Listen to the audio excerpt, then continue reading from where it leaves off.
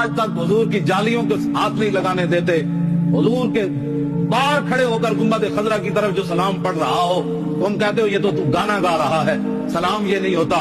تم سلام کو بھی گانا کہتے ہو. جو ہاتھ باندھے اس کے ہاتھ بھی تم جھٹک دیتے ہو.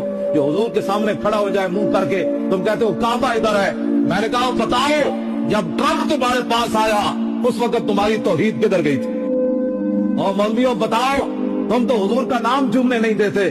بتاؤ تمہارے وہ صدر نے اور تمہارے وہ اپنے آپ کو خادم الحرمین کہنے والے نے امریکی جھنڈا کیسے چوما؟ بتاؤ.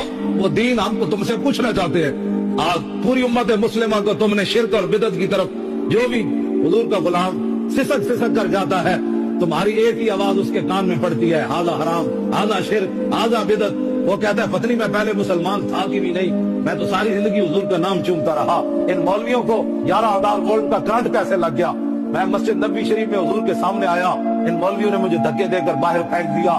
اللہ کا حکم تو یہ تھا کہ جب ظلم کر بیٹھو تو میرے محبوب کے پاس آ جاؤ.